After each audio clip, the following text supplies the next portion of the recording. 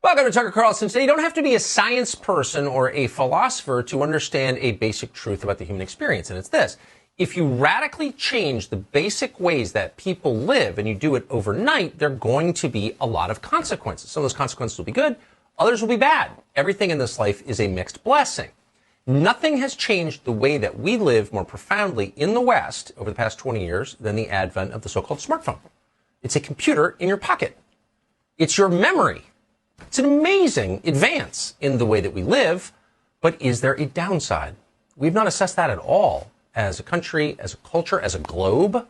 What is the downside exactly of the iPhone? We know there has to be one. And maybe the downside is not simply cultural. Reading has ended. Nobody reads books anymore, but maybe it's physiological. Maybe there are essential problems with the iPhone that we should talk about, but almost nobody does. Dr. Devra Davis does. She's a professor at the University of Pittsburgh for years. She's now the president of the Environmental Health Trust. And she's thought a lot about the potential downsides of the technology that resides in your pocket and the systems that make it possible. 5G, for example. And we are very happy to have Dr. Devra Davis join us in the studio today. It's a pleasure. Doctor, thanks so much for coming on. I think of you as a voice in the wilderness on this question. I should state at the outset the obvious, which is I'm totally ignorant of the science. I don't understand it, and I never will. But I do understand the way life works, and there's always a downside. And whenever you're told to ignore it, you should be concerned. And you have refused to ignore it. I want to just start to frame this for our audience who may not be familiar with you or your work. Testimony that you gave before the United States Senate in 2009, which is like a long time ago at this point, in which you said the use of cell phones and the radiation that they emit may be really affecting people, particularly young men. Here's part of what you said. One of the most troubling findings is a series of studies that have been produced in the United States. This is one study that was done opportunistically at a fertility clinic, and in Hungary and other countries, finding a reduced sperm count in young men who keep their phones in their pockets, which unfortunately many young men do, even though if you read the advice that's on the iPhone and the BlackBerry, it says keep the phone 1 inch away from your body, actually 0.98 inches in case you want to be precise. But the reality is very few people do that.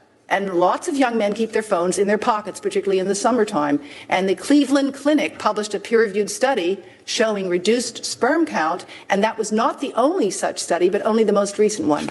That was 12 years ago that you said that. And by and large, for most people, the response was to ignore it or not even to know that that was true. What you said is true. Before we get into the specifics of it, describe what you think the psychology is here. How could you say something like that in a Senate hearing and no one cared? Well, initially people cared. And in fact, I wrote a book in 2010 called Disconnect, The Truth About Cell Phone Radiation. And initially it was rated as a top pick by Newsweek, et cetera. And then it just disappeared. And I think the answer is we're all addicted at this point. Yes. We are, in fact, there's no way you could function if you're in the modern world without a smartphone. That's what's happened. And the warnings that have been there all along have been ignored. Now, part of it, as you know very well, is that when things are complex, it's very easy to make them confusing to the public. And this is a complex issue, technically. There's no question about it. But I've spent enough time now working on it that I feel confident to say that we've got to be careful. Cell phones are two-way microwave radios. Most people don't know that. The reason why this warning for male fertility didn't get more widely known, I think I'd ask you the same question, but I can tell you this. There were times the Cleveland Clinic and the Mayo Clinic warned all men coming in who had fertility problems, get the phone off your body, out of your pocket. And that's still the advice at most fertility clinics, but it hasn't gone more public, I think for two reasons. One is we're, as a society, kind of embarrassed to talk about male fertility. Yes. It's a huge problem. Oh, well, it's now endemic. By the way, I should just say, in the years since you gave that testimony, the problems that you predict have become far more widespread. You know, it's a huge problem. It is. Now, of course, I don't tell you that cell phones are the sole cause of male fertility. There are other causes, could be some pesticides and solvents, endocrine disruptors, which are found in plastics and things.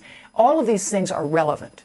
But in the issue of cell phone radiation, we've been in denial. And the denial is in large part, as you said at your introduction, psychological. We simply can't think about the possibility.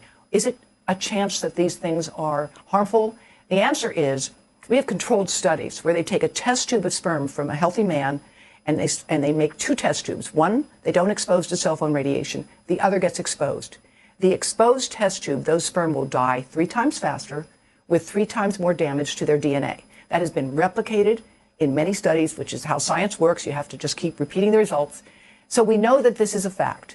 And yet, when the bodies that advise the government are asked for their advice, they say, we don't have enough evidence. Well, if you look carefully at the membership of those bodies and the revolving door that takes place between the industry and those who regulate it, you can see that there's really not been a full independent evaluation, which is why we at Environmental Health Trust are calling for a full independent evaluation of the science. This is just the past 2 years right here of the main studies done, what we submitted to the court very recently.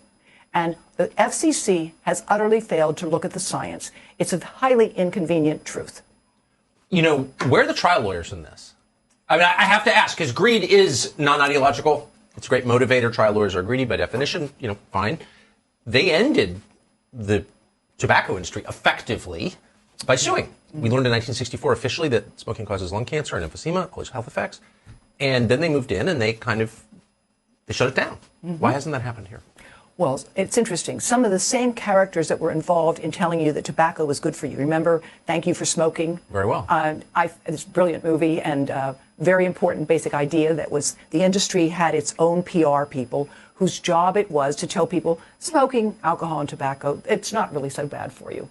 Yeah, or it's complicated. We're not really sure. Like the science is out. In fact, the closing scene of that movie is just precious. It has the guy very confused looking, and off camera it says, well, is it true? Do cell phones cause cancer? And they all speak at the same time. Well, we're not sure, maybe, maybe. And then the voice of authority says, I want you to practice saying these words in front of the mirror. While we are concerned about the evidence, at this time we have no proof that that cell phones are causing brain cancer. That's the last line of that movie. We have no proof. So what is proof? Proof in science on this issue comes from two things. You study animals experimentally under controlled conditions, or you look at patterns in people. And the difference between these two fields, which I happen to be both a toxicologist studying animals experimentally and an epidemiologist looking for patterns in people, the epidemiologist can only tell you about the past. We have to wait for the bodies. We are body counters in epidemiology. Yes. The toxicologists try to predict the future. They try to predict what's going to happen. So here we have a whole body of animal studies, many of which are in this stack, many of which have been before the FCC in previous iterations. And that body of studies has been basically ignored and dismissed by the same effort and by the same characters that went around discrediting people who warned about the dangers of tobacco. They have effectively used the strategy of attack the scientists, attack the science, attack the funders, and try to discredit the entire enterprise. That has worked. It worked for tobacco. That's why it wasn't until the 1990s that we finally started to take serious action on tobacco in the environments of children. I was at the U.S. National Academy of Sciences for 10 years, where we did the first studies to say, stop smoking on airplanes. And that was, at that point, that was like a radical thing for scientists to say. It took us 1 year to write the report and about 3.5 years to get it released. Interesting. Yes, indeed. And certainly Apple is far more powerful than Brown and Williamson. I think so. And I think it's interesting because Steve Jobs and Bill Gates would not let their children have the devices that they sell to billions of people. Not until, in the case of Gates, the kids couldn't have phones till they were 14. Yeah. I actually think that's good advice. But now those of us who have older children, it's too late. But the good news is, from experimental studies that my colleagues and I have done, you can reduce the damage from radiation from the things that we know about. Eating a lot of fish that's not polluted, and eating a lot of fresh fruits and vegetables and some of the products that sometimes come on your show as well, the antioxidants. Right. All of those actually repair the damage, the most important thing of which is melatonin. Melatonin is a natural hormone that you produce at night by sleeping in the dark. You want to make sure your bedroom is totally dark. Blue lights are particularly dangerous in the bedroom. Ideally, you don't want to be on your device an hour or two before you go to bed. And why we know melatonin is so incredibly important is from studies done with blind women. Blind women are naturally in the dark. According to Swedish studies, they have half the risk of breast cancer compared to sighted women. Seriously? Yes. And women who work at night, light at night, will prevent you from developing as much melatonin as you would naturally. They also have increased risks of breast cancer. So that light at night is considered a proven human carcinogen by the World Health Organization. You know, it makes sense. It's completely unnatural. For millions of years, people didn't have it. Right. And so what happens when you introduce it? So let's just get back to the core question, it's my flaw as an interviewer that I didn't ask you this first thing. What is the amount of radiation emitted by an iPhone, And is it rising? Is it falling? What do we know about it? Well, it's, it's complicated. Yes. Okay? The amount of radiation you're exposed to depends on how close you keep the device to your body. Okay. That's what it depends on. And if the signal is weak, as you know, your battery will drain out faster. So when the signal's weak, the phone is smart and it's working harder to connect to the tower. Okay. That's what that means. So you never want to keep the phone on your body or try to use it when the signal's weak unless it's really an emergency. That's the first thing. Interesting. When you have the strongest Because reception, it's emitting more radiation. That's right. And think about it this way. The battery of the phone is draining right into you. That's what's going on. So phone radiation is a complicated thing. The state of California did a study that it finally got released 9 or 10 years later, in which they showed convincingly that the where you used your phone and how much strength you had of the signal made a big difference in the radiation you would get. I'm also concerned about the wireless radiation children get from devices that they are using now in increasing numbers, particularly with the pandemic. I mean, there's no question you want your kids to be digital citizens and know what to do. There's not a debate about that. But the idea that they will learn as well if they are glued to a screen is really being questioned by a lot of early childhood Yeah, or experts. any sane person. I mean, we'll tell you that clearly not a substitute for human interaction. No, and the eye contact and having direct experience and touching and feeling things. But the pandemic made it very difficult. And there's also no question that some children did very well learning with the computer system. They did. But however, unfortunately, we talk about a digital divide, and it's real. It's a big deal. Poorer children do not have as much access to the technology, to the hardware, and to the ability to use it. We've all heard stories about families driving to a parking lot so the kid could get access to Wi-Fi to do their homework during the pandemic. That was real. And so we have to recognize that there are real constraints. At the same time, the most important thing I can tell people is distance is your friend. The further away you can keep a wireless device from your body, the better off you are. And wired is always better than wireless. And I have some things we can show you later that with plugs that actually allow you can wire your MacBook, you can wire your iPhone for most things, except not for voice. And wherever possible, we recommend wired, and so does the New Hampshire Commission on this. May I ask, is there a difference in risk between using your iPhone on cellular or using it on Wi-Fi? You know, the most important difference is the strength of the signal. Okay. Okay? And it's preferable to use it on Wi-Fi if the signal is strong and close, rather than on the internet. The tower. Right, the tower. But all things being said, the most important thing to do is to get wired connections. And there have been several authorities that have made recommendations about how to do this in schools. And there are some schools that are doing this now, encouraged by state recommendations from the state of Maryland, the state of New Hampshire. Because cell phones are ubiquitous and they are an integral part of people's lives, every hour of the day, people are checking their cell phones. This is not a small thing. No. At all. No. This is not like if you go to the Amazon basin, you could get malaria. This is like something you're dealing with every single day, every hour of every single day. So why am I hearing this from you but not from Apple? Well, money talks, and there's a heavy influence of funding. For example, in the 1990s, the US EPA had a small but very important research program on this issue funded by the Congress. And as soon as they started to produce results indicating that cell phone radiation might damage DNA and other things, the funding was cut by Congress on both sides. So this is not a Republican or a Democratic issue. This is a truly nonpartisan issue. Might damage DNA? Yes. Can you explain Yeah, I that a certainly little bit? can. Henry Lai and Vijay Singh were two very brilliant scientists at the University of Washington. Lai is still alive. And what they did was to take a living rat and expose it under controlled conditions to what we would now call cell phone radiation. They did this in 1994, before phones were widespread at all. Yes. And what they reported was that when you looked inside the brain of these rats and you made a slide of the DNA in the brain, which you could do with a unique test that they developed called the COMET assay, you could see the unraveling of the DNA. They found clear evidence that cell phone radiation at levels then used could unravel the DNA in the rat brain. So what industry response was... Sorry, that's just awful. I think so, yes. And Yeah. they were what industry did was they first tried to get them defunded. They then went to the journal that accepted the article for publication and tried to get it unaccepted. And finally, they went to NIH and accused them of scientific fraud, which, as you can imagine, for a scientist is like usually career ending. Yes. Well, The only problem was they were correct on the science. And now, by the way, fast forward almost 30 years later, and there's a study that was done by the U.S. National Toxicology Program. I believe you referred to it in your previous program.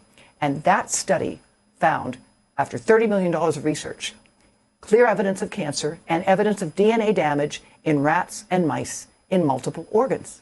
You would think that that should be setting off alarm bells. But in fact, what happened is the industry has mounted a very successful campaign using the same PR agencies that they used against the tobacco people, and they have claimed the science is wrong. And, well, yes, there is this national government study that finds a problem, but by the way, it's not really relevant to humans. But guess what? The FDA requested that study in 1999 because they said at the time they were concerned about growing exposure. It wasn't until 2009, when we held a national conference in D.C. on this issue, that the National Toxicology Program reported the beginnings of their study. And it wasn't really until 2018 that they released the results of their study, which they had had several years before. Now, I was on the board of scientific counselors for the National Toxicology Program. I can tell you that in my entire experience with that program, there has never been a single agent that they've reviewed that was subject to this extraordinary peer review. They reviewed it first internally, then they reviewed it externally. And you have to understand, this review is something that would drive most people mad. You blind the data, you don't know what is exposed and what isn't. You have statisticians, pathologists.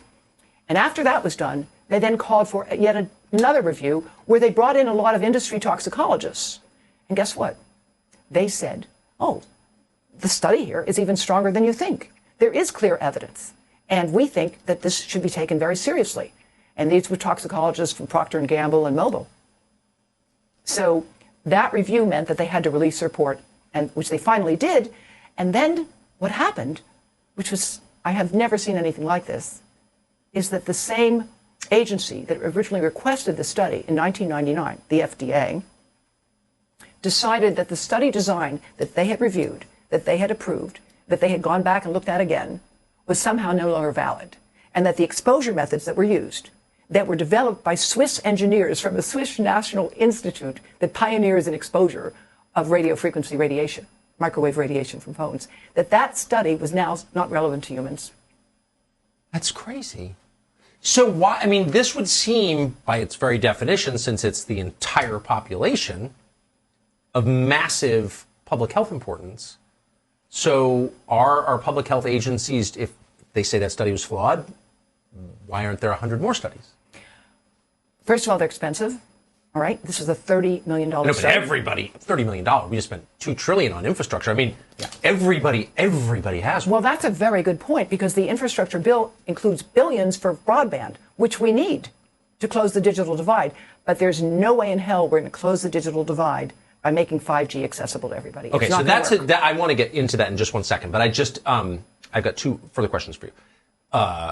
So it doesn't sound like we're doing 100 new studies on microwave radiation. On the contrary. Okay. We have, as far as I know, there are almost no new studies underway, and there's no funding because the Congress, in its infinite wisdom, isn't funding this. But you have to understand, Congress doesn't understand this issue. No, of course not. It is truly complicated, and complexity does become kind of like a cross to the vampire. It's complicated. Well, we must trust you. It must be okay. And besides which, it's too late. But here's what we know. We didn't have these when I was a kid. Now they define American life. Any thoughtful society would pause and ask, what's the downside? So that it's kind of that simple from a non-scientist perspective. Like, well, why don't we know more about this? So has this, let me ask you this, here's one measure. Have we seen an increase, an absolute increase measurable in certain kinds of cancer since these became? Well, let's take a moment. As a cancer epidemiologist, what I have to tell you is it takes a long time for cancers to form in the population. For sure. Yeah. 20, 30, 40 years. So the type of cancer that we're concerned about are two relatively rare cancers. One is a glioblastoma of the brain, a terrible disease, and we all know people who've succumbed to it. And the other is not curable, I don't think. Generally not curable, although I have a dear friend, Alan Marks, who's managed to be alive for 11 years and is just extraordinary and really extraordinary. But he is the exception. And for many people, they're dead within a year. It's certainly true. But the other tumor is an acoustic neuroma, which is a tumor of the hearing nerve. Acoustic, your hearing. Okay, and that involves a thickening of cells around that nerve. And it isn't typically called a cancer, okay, but because it's located in very close to the brain, it is considered a very dangerous cancer as it grows. And what happens with this is we have studies in humans clearly showing an increased risk for people who use cell phones for a longer period of time, and those who start to use cell phones, say, as children, have an even higher risk, according to Swedish studies. Now, the interesting thing about the two tumors, the brain tumor and the acoustic neuroma, is that those same rare cancers are showing up in humans in studies that have been done in the animals in the National Toxicology Program study. So the good news is these are rare cancers, okay? But the bad news is these are terrible cancers, terrible diseases. Yes. And that's something that we have not addressed because they are rare. So it's not that we're seeing, a quadrupling of brain cancers, nor should we expect a quadrupling of brain cancer. There are 200 different types of brain cancer. So you can very easily slice and dice the data, and I know that because that's what I do, and you can make the increase disappear. But if you look at younger people, the CDC has reported an increase in very rare cancers, including a 4-fold increase in rectal cancer in people under the age of 40 in the United States. 4-fold? Since 2010. Now, that's a big, okay? The problem is, we can play with numbers, it goes from something like 0.4 per 100,000 to 1.6 per 100,000. You understand? But it's a 4-fold increase. That's a big increase in 1 decade. And we see young people with tight clothes and the things stuffed in their back pocket or in the bra. And we at Environmental Health Trust have a lot of information about why you shouldn't do that. But it's increasingly the case that people are being exposed. I don't know of another explanation for this. It is a rare cancer that has quadrupled in young people. Well, so that right there is and I can't even, I know nothing beyond what you just told me, but just the 4-fold increase itself. Yeah, right. What are you going to, a trend is simply a trend. We can't tell you what causes it. But we can also point out to a recent study at Yale University that was sponsored by the American Cancer Society. And what that study found was that people with a certain type of genetic mutation had a very much higher risk of developing thyroid cancer from using their phones. Yes. The thyroid being located here, of course. Thyroid famously being the organ that tends to get cancerous because of radiation. Like after Chernobyl, massive increase in thyroid cancer. Well done, sir. Well, I don't know much, but I do know that. Well, actually, and about Chernobyl, it was more increased in children, which was really unusual because thyroid cancer doesn't normally affect children in the same way. And it was really extraordinary. So when something like that happens, we call it a sentinel event. Sentinel? Sentinel, like it's a signal. Wake up. Yes. Right? Oh, sentinel, of course, right. Okay. The alarm goes off. So, for example, mesothelioma in asbestos, it's thought to be almost a unique tumor associated with asbestos. And for when you see thyroid cancer in young people, usually thyroid cancer occurs in older people. Right. It's a warning that something else is going on. So it may be a sentinel indicator. But we have to be careful. My colleagues and I have published a paper on this increase in rectal cancer, and we speculate, because that's all we can do, what's causing this. And what we think is you have to look at CT scans because they are massive amounts of radiation. But the increase is so large. And by the way, we found the same increase in Iran in this paper we reported on. Since we published this paper, we have seen evidence of increases in the UK and Brazil, again, in younger adults. Huh. So is there, I'm just throwing this out there because I've certainly noticed, anecdotally, a big increase in pancreatic cancer. If you live in this country, 30 years ago, people had pancreatic cancer. It was a rare cancer, a very dangerous cancer. A lot of people seem to have pancreatic cancer. I've just noticed, very noticeable. Is there any hint of a connection? Not that I know of, but those are the kinds of questions that if we need to explore. And what we need is a massive research program. Have you noticed that, the pancreatic cancer? Pancreatic as well as liver. Yes. Well, liver may be associated with hepatitis. Sure. Okay. And also we know liver is associated with alcohol. Big time. Pancreas is a bit of an enigma. But I think we could fund a major program by a penny a month fee on every wireless device and every provider and every manufacturer in order to create the funding that we need to do the research, to monitor. We have no monitoring and surveillance. Do you know the United States testing? No. The United States testing program for cell phones consists of this. The manufacturer gives you one phone, they pick it, then it's tested in a system that's 25 years old, that is based on a 220-pound guy with a 12-pound head. Now you tell me how many people there are in this country, although we are increasingly obese, that are that size and scale, and it's asking one question: how long does it take for that guy's brain to heat up? That's the whole test? And he doesn't like to talk a lot. It's a 6-minute phone call. What about earbuds? Well, earbuds that are wired are fine, but not the AirPod. Rather, the AirPod, the new Apple is very unattractive, suddenly everywhere thing with the little spike that comes out of your head. Are those also emitters of radiation? Yes. Okay, but not as much. And if your job really necessitates it, only turn them on when you need them, which of course it's a challenge. Here's what we really need. We need the equivalent of airbags and seatbelts for the phones. Just like in the 60s and 70s, people warned about the dangers in cars and the need for protection of cars. Yeah. There are changes in hardware and software that can be made. One of our close advisors to Environmental Health Trust is a guy named Frank Clegg. He's the former president of Microsoft North America and Canada. Huh. He is now convinced that this industry can do better, but he says you have to force us. That is where it's a delicate balance. So is there some sort, so let's say you carry, as I do, your cell phone in your pocket. Is there some sort of, just throwing this out there, lead-lined sleeve or something that might be helpful? Actually, there are companies that make protective things, and it's not lead, it's just any kind of metal that's mesh. And there are companies that make cases that reduce radiation. I have not tested what else they do. So let me give you an example. Let's say you have a case protecting you in your pocket, and you have your phone here, and you have it facing so that the screen is facing you, which is always better. You may be protected from the radiation, right? But the baby that's in your lap will be getting more of it. Do you understand? I do. You think about that. So rather than, it's a complicated issue, and what we really need is the best and brightest engineers to use the patents that already exist to design phones so that they go to sleep as soon as they're next to the body, which they can do, so that they wake up when they need to, so that routers, which are draining energy and electricity all around the world, go to sleep when they're not used. Think about that. It's just a software thing that could be done. And I've talked to the engineers who... It seems pretty obvious, right? Doesn't it? Yeah. But, you know, why isn't it happening? It's a combination of inertia, ignorance, and frankly, the addiction of our age to these devices. So we don't want to bother to think about this. But we are calling for a National Academy of Sciences committee to take a serious, hard look at this is the kind of evidence. I mean, come on. We just submitted this to the FCC, requesting them to look at the record and open their record since the end of 2019. There's more than 75 scientific studies here, studies on wildlife, studies on honeybees. I mean, come on, without honeybees, without the 2,000 pollinating insects. Right, there's no agriculture. Forget it. Right. Right? No, that's right. Yeah. So now to 5G. This is one of these, this is a big change, 5G.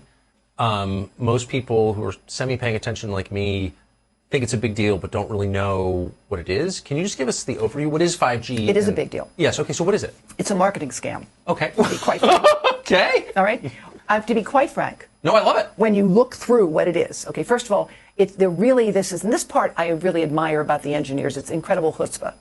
They're going to build it and then figure it out. That's literally what's going on with 5G. There's an upgrade in wireless. That's basically what they're saying it is. The way it's being conceived, it's an upgrade in wireless, okay?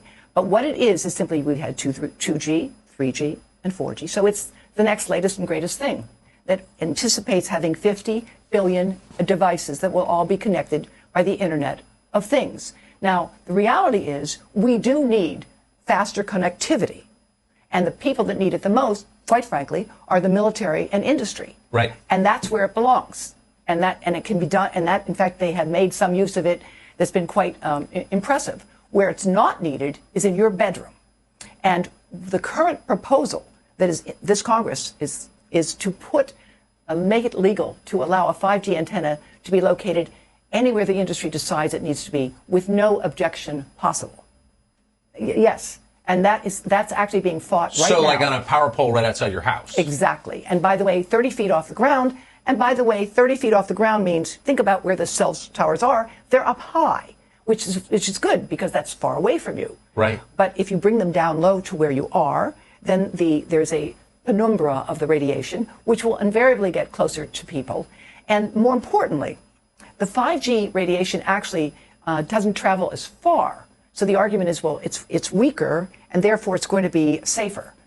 Well, unfortunately, there's the downside of that is that while it doesn't travel as far, it also doesn't travel through trees or buildings. So you need to have a 5G antenna located every couple hundred of feet, anywhere you want the system to work.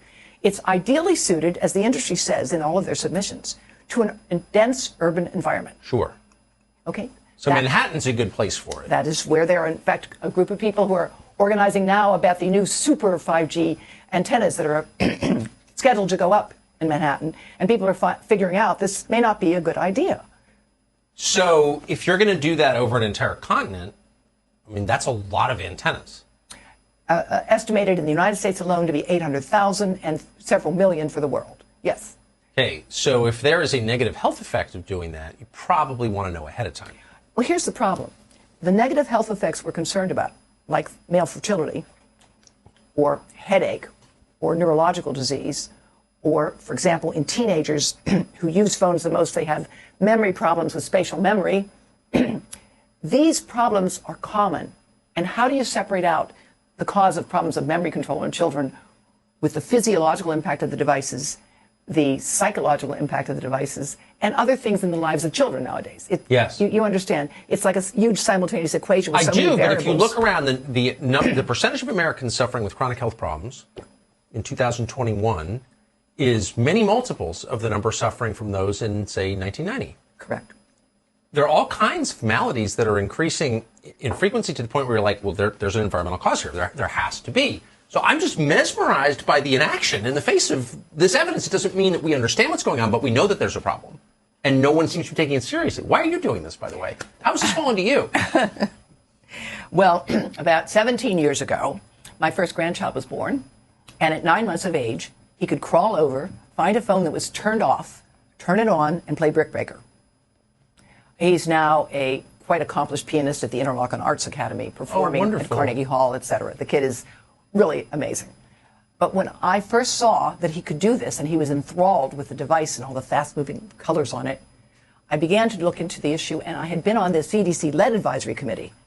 And I knew that the developing brain, with its faster-growing cells, was exquisitely sensitive to environmental pollutants, and particularly lead in the first 2 years of life. Right. The earlier in life a child is exposed to lead, the worse it is. This was a national scandal that people seem to have kind of forgotten about, but having to do with lead paint chips. I know, and we have to rediscover it, as we just did with the water problems in Flint and other places. It's still with us, unfortunately. It's in the infrastructure bill to finally get rid of lead in more in the urban environment. It's in the infrastructure bill.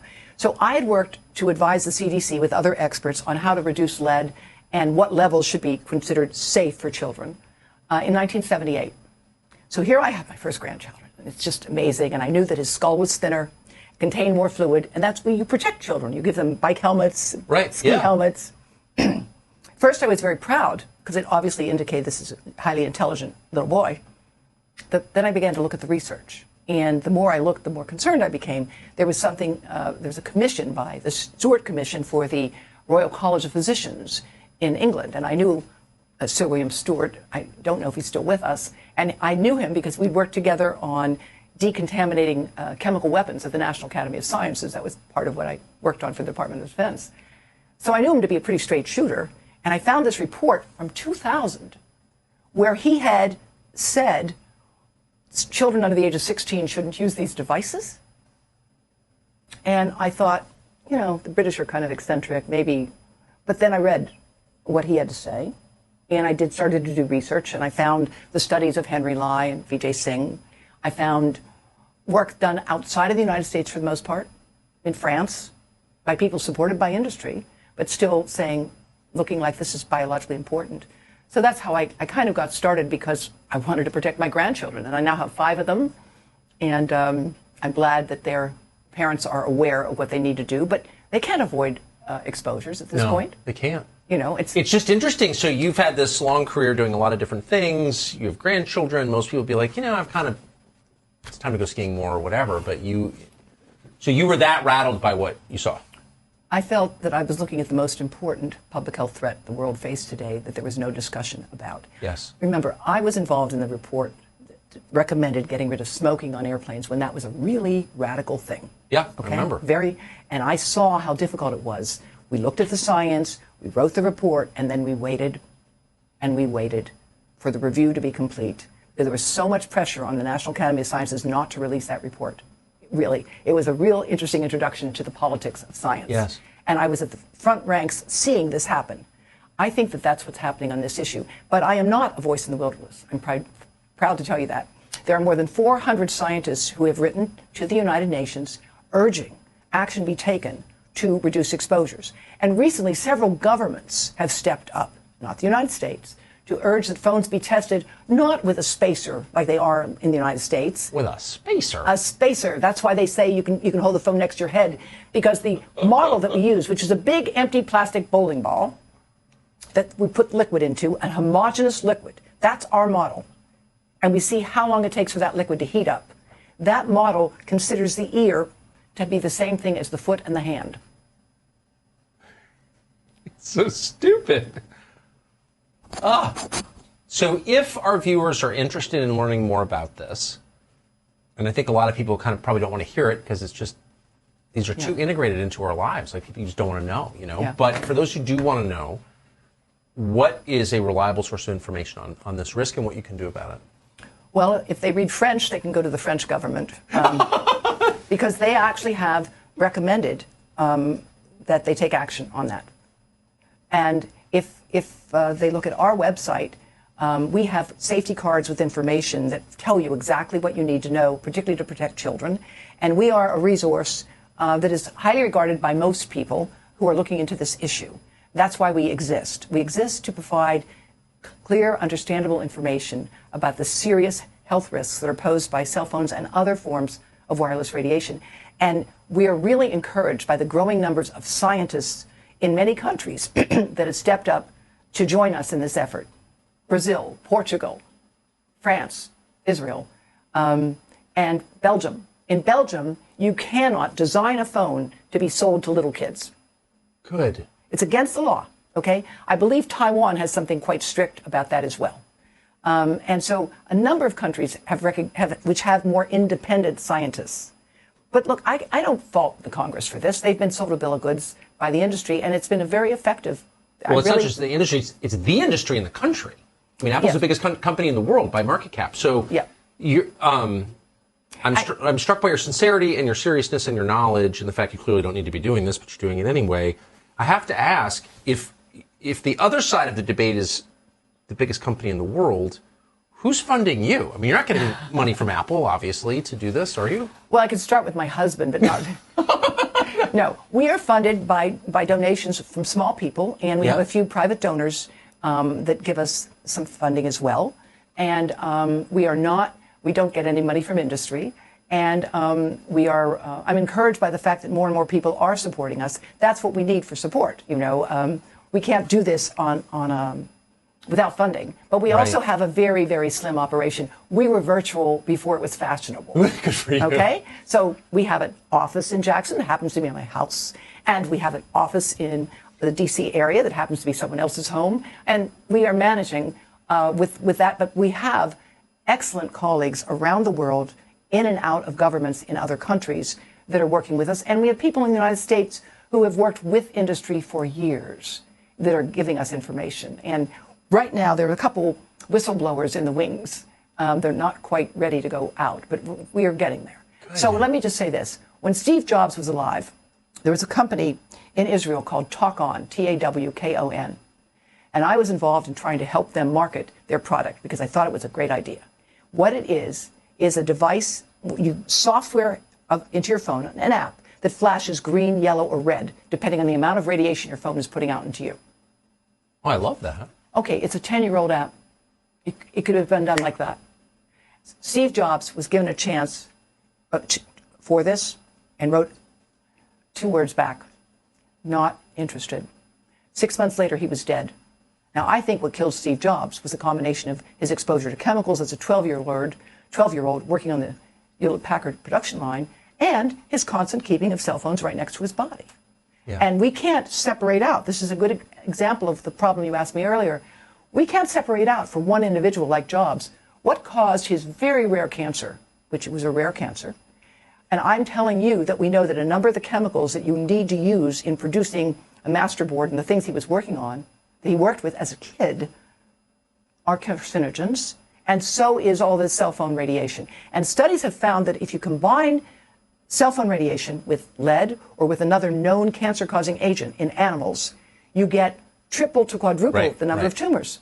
So that is why I think that where we are is, yes, I was a lone voice in the wilderness, but remember, who wrote the foreword to my book? David Servan Schreiber, New York Times bestseller, millions of copies of books, Anti-Cancer. He wrote in that preface that we are all enthralled with the toys of our age and none of us wants to think it might cause our demise. 2 years later, he was dead of a brain cancer. At what age? 50. Too young. Way too young. Way too young. I'm really struck by how, to be blunt, how non-crackpot all of this is. So typically you have, a consensus in a society and everybody thinks one thing or refuses to think about something, and someone comes along and says, no, actually, you should all rethink the consensus. That person tends to be a little crazy. You are clearly not crazy at all. You're a super scientist, and I think what you're saying is incredibly important, and I really hope a lot of people will hear it. Well, I thank you for the opportunity. Oh, it's totally heartfelt. Again, I'm coming in from a place of complete ignorance, but common sense suggests that your perspective needs to be taken very seriously. And I'm not anti-industry. You're clearly not. I'm just pro-health. And I think we need to figure out how to protect our health, particularly that of our children, but for all of us. And the thing I know from Frank Clegg of Microsoft is that industry already holds patents on how to do this in many cases. And what you said about the trial lawyers is precisely the problem. Because once the first industry steps up and says, hey, here's our safer phone, then the lawsuits just come everywhere. That's right. So I have another idea for how to get rid of that, but industry and the lawyers aren't going to like it. I think we should have a Truth and Reconciliation Commission on toxic hazards, which would include chemicals and radiation. Yeah. And we should say, okay, you come in the next 2 years and you provide all the data that you have on your workers and every other exposure, and we will then limit your liability. Indemnify you, yeah. To just indemnify the costs.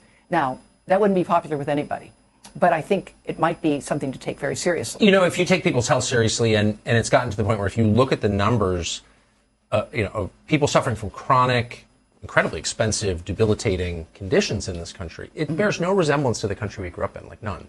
I'm afraid you're right, but I think that's why it's so important that this conversation we're having take place, because you reach a different audience than the one I normally reach. I am not political on this issue. I just want the truth to come out because that's how I feel. I don't think this is political. I don't think this is political at all. I mean, it should not be. No, amen. Dr. Devra Davis, recommend to our viewers, if you're interested, look more deeply into this because it feels like it really matters. Appreciate your coming on. Thank you. Thank you so much. Chuck Carlson, today's name of the show. New episodes every Monday, Wednesday, and Friday here on Fox Nation. We'll see you every weeknight, 8 p.m. on the Fox News Channel.